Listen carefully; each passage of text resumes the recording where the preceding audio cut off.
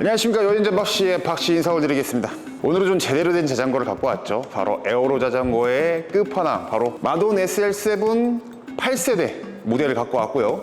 오늘 이 자전거와 7세대와 8세대를 좀 비교하면서 좀 얘기도 좀 해보고요. 일단 짚고 넘어가야 될 게 올라운더와 에어로 자전거의 가운데 있다 라고 말을 합니다. 바로 여기 위에 있는 상단에 있는 마크 또한 그걸 의미를 한다고 해요.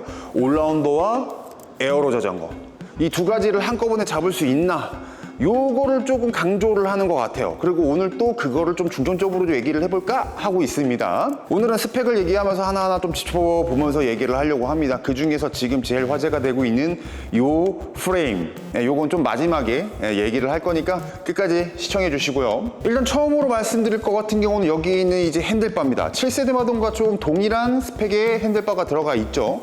7세대 마돈을 타시거나 관심이 있으신 분들은 벌써 알고 계시겠지만 요 핸들바 같은 경우는 일체형 핸들바가 아니고 SLR은 일체형 핸들바가 오지만 SL7 같은 경우는 일체형 핸들바가 아닙니다. 그래서 핸들과 스템, 핸들은 카본 핸들이 들어가 있고 스템 같은 경우는 알루미늄 스템이 들어가 있습니다. 근데 제일 많이 업그레이드 하는 부분이 바로 이 핸들 쪽이죠. 일체형 핸들로 넘어가시는 분들이 있지만 요 핸들 같은 경우는 7세대 마돈이랑 호환은 안 됩니다. 그렇기 때문에 그거 한번 참고를 해주시고요. 핸들에서도 할 말이 참 많습니다. 사진에서 보시는 것 같이 조금 특이하게 생겼습니다. 탑, 요 윗부분 있잖아요. 요 윗부분이 일반 핸들보다 조금 좁아요. 총 길이로 말씀드린 것 같은 경우는 이제 일반 핸들이랑 더 똑같은데 위에 같은 경우는 여기 모서리 부분이 조금 잘린 듯한 느낌의 핸들입니다. 그렇기 때문에 탑을 잡고 계시는 분들이 있잖아요. 이 위를 잡고 보시는 분들은 조금 핸들이 좀 좁아졌다라고 생각하실 수 있어요. 실제로도 조금 좁습니다. 이 핸들 같은 경우는 제가 잡아봤을 때 굉장히 잡는 포지션에 대해서 손 그립감이 굉장히 뛰어납니다. 에어로 핸들이면서도 앞에 부분이 약간 쏙 들어가 있죠. 동그랗게 만들어져 있는 거예요. 이 부분에 손가락을 이렇게 넣었을 때 굉장히 그립감이 뛰어나다. 이 핸들을 실제로 쓰시는 우리 사장님께 한번 여쭤볼게요. 이 핸들이 제가 아까 설명을 했던 것처럼 이 상부의 탑 요 부분이 되게 짧아졌고 드랍바 이쪽이 이렇게 좀 많이 나와 있잖아요. 상부 잡는 부분이 좀 짧지 않나? 나는 조금 체형이 약간 어깨 넓어서 그런지 42로 탔었거든. 그 41로 타다 이제 좁아지면 불편하지 않을까라는 생각을 많이 했거든. 사람은 적응하는 동물이라고.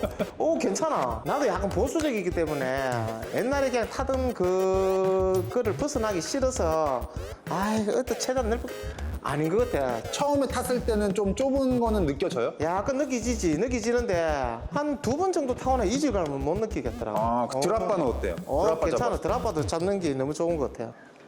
가요. 이제 됐어. 알았어. 맞고 아니?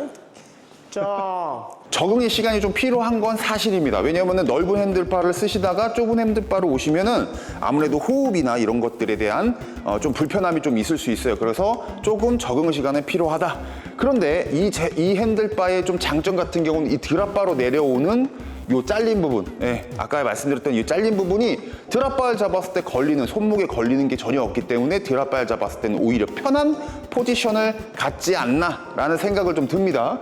네, 두 번째로는 안장입니다. 에어로스 엘리트 안장이 지금 들어갔죠. 이거 같은 경우는 여러분들이 많이 알고 계시죠?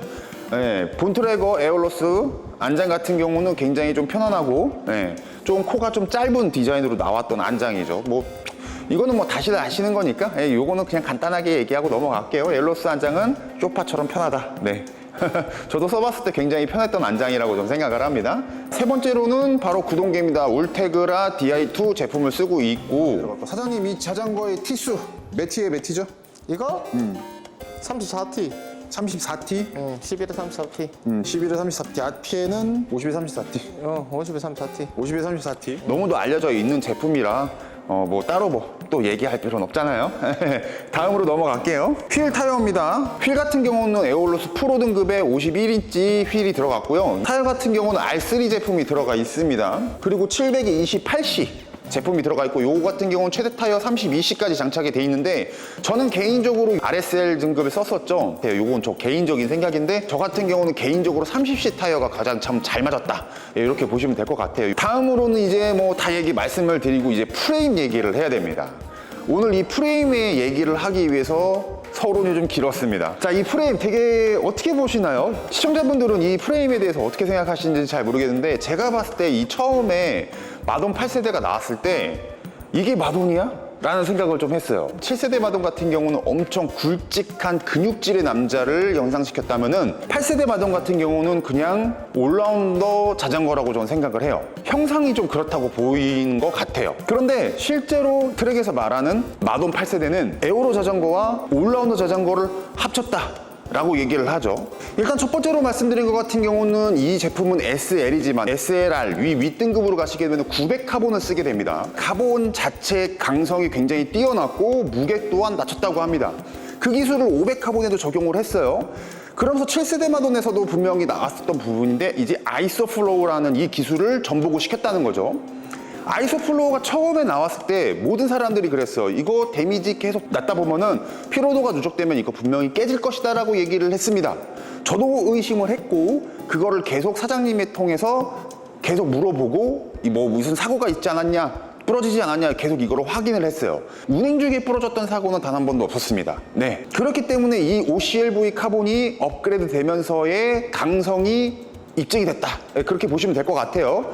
그러면서 마돈 8세대로 넘어오면서 좀 더 얍실한, 좀 더 얇아진 프레임을 만들었음에도 불구하고 강성은 올라갔기 때문에 아이소플로우와 이런 프레임의 모습이 나오지 않았나? 그게 제일 큰 부분이라고 생각합니다. 왜냐면 그러지 않으면은 힘차게 페달질을 했을 때 앞으로 쭉쭉 나가는 힘을 올곧이 전달할 수 있는 프레임을 만들 수 없었을 거예요.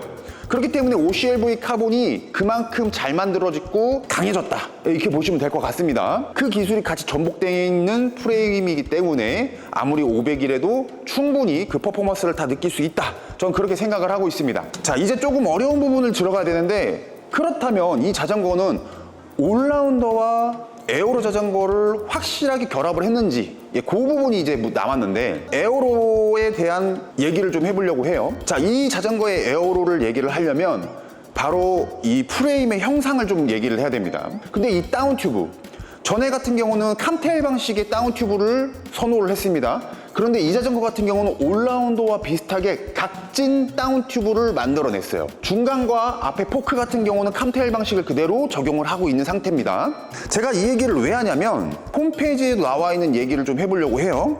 풀 시스템 포일 공기 역학 형상이라고 하는데, 간단하게 제가 포일 시스템이라고 명칭을 하겠습니다. 기존의 에어로 자전거라고 하면은 캄테일 방식이 대부분이 맞았어요. 그래갖고 다운 튜브나 모든 부분의 캄테일 방식, 바로 물방울 무늬를 형상시키게 하는 프레임의 형상을 갖고 있었습니다. 마돈 또한 똑같이 앞에 포크나 이런 부분 같은 경우는 캄테일 방식은 아직도 적용을 하고 있어요. 뭐 C포스트 자리나 뭐 핸들 이런 것들은 다 이제 캄테일 방식을 적용하고 있는데, 제일 중요한 이 다운 튜브 형상이 캄테일 방식이 아니고 그냥 딱 봤을 때는 그냥 네모난 다운 튜브의 형상을 하고 있다라는 거예요. 영상을 만들면서 공부를 좀 했는데, 캄테일 방식은 개개인으로서 섰을 때의 공기 역학적인 건 굉장히 뛰어나나, 이 앞바퀴에서 탑 튜브, 그리고 여기에 이제 다리들이 왔다 갔다 하겠죠. 다리들이 왔다 갔다 하고 이 뒤쪽으로 오는 공기가 거기에서 이제 머물러 있다라는 거예요. 포일 시스템으로 앞에서의 공기를 뒤에 아이소플로우까지 순환을 할 수 있는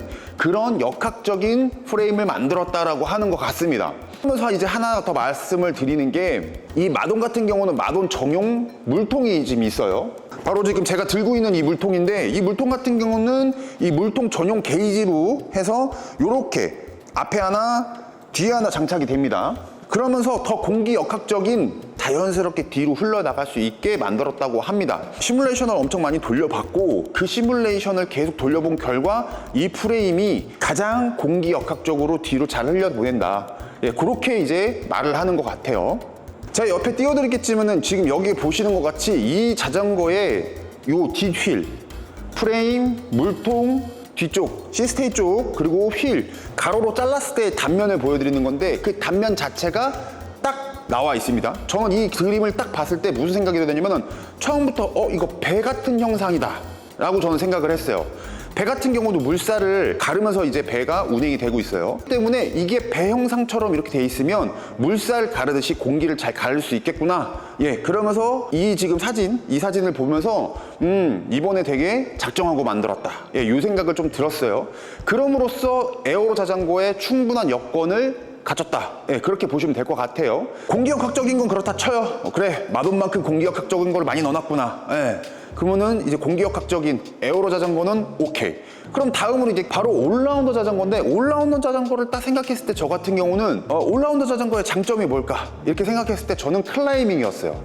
그럼 클라이밍을 잘 하려면은 개개인의 역량도 있겠지만 자전거에서 제일 중요한 건 바로 무게. 예, 이 무게라는 얘기인데 지금 이제 단종이 됐죠. 이 단종이 된 M-HONDA. 그럼 M-HONDA의 무게는 몇 킬로였을까라는 생각이 좀 들더라고요. 실제로 M-HONDA SL7 울테그라 DI2 모델 똑같은 모델이에요. 근데 그 모델 같은 경우는 무게가 바로 7.8kg밖에 안 됐어요. 근데 이 자전거의 무게가 몇이다? 7.87, 0.07g 밖에 차이가 안 나요. 굉장히 차이가 안 난다는 거예요. 700g이고 70g 밖에 차이가 안 난다는 얘기입니다. 그걸로 봤을 때는 이 자전거도 충분히 클라이밍에 특화가 돼 있구나라는 생각이 들게 되죠. 그렇다면 결과적으로는 프레임 무게인데 프레임 무게가 그만큼밖에 차이가 안 난다는 거예요. 그 정도로 이 자전거의 다이어트 또한 엄청 돼 있다. 올라운더 성능에 대해서 충분히 얘가 가능하겠구나라는 생각이 좀 들었어요. 이게 모든 게 가능했던 거는 바로 OCLV 카본이 업그레이드 되면서 900 카본을 만들어내면서 그 또한 500 카본에도 전수가 됐다. 올라운더와 에어로 자전거를 같이 겸비할 수 있는 자전거가 이제 진짜 탄생을 했구나 라고 생각을 합니다. 이걸 지금 실제로 타보신 분의 저희 사장님이죠. 프로젝트 1으로 지금 내리셨으니까 사장님 말을 한번 들어볼까요? 장점, 전 마돈보다 약간 올라운더성이 가까운 건 사실인 것 같고, 어필해서 좀 가벼워지다 보니 봐서 그런지 조금 올라운더성이 좀 가까워진 것 같은 건 사실 같아. 어필 올라갈 때도 좀 경쾌한 것 같고, 그렇다고 평지 고속 주행에서 전 마돈보다 뒤지지 않는다. 내 느낌은 그랬어. 그래서 사실 마돈을 7세대, 8세대로 나누어서 어떤 게 좋냐 이렇게 물어본다면은 뭐 둘 다 좋긴 좋은데 그래도 약간 진보하지 않았나 8세대가 그런 생각이 듭니다. 네, 정말 재밌는 자전거죠. 정말 재밌는 자전거가 나왔고 제가 만약에 자전거를 바꾼다고 한다면 좀 기대해 볼 만한 자전거라고 저는 생각을 합니다. 오늘 영상 잘 보셨나요? 부족하나마 제가 지금 마돈을 한번 리뷰를 해봤고요. 다음 영상 또한 제가 좀 빠른 트랙의 자전거가 나온다면 좀 더 빠르게 말씀을 드리기 위해서 노력하겠습니다. 그러려면 어떻게 해야죠? 구독해 주시고 알람 설정해 주시고 그러시면 될 것 같습니다. 오늘 영상 좀 괜찮았다면 좋아요 한번 눌러주시고요. 마돈 오늘 영상 여기까지 하겠습니다. 자, 인사 바이바이. 다음에 또 뵙겠습니다. 잘 뵙겠습니다. 끝.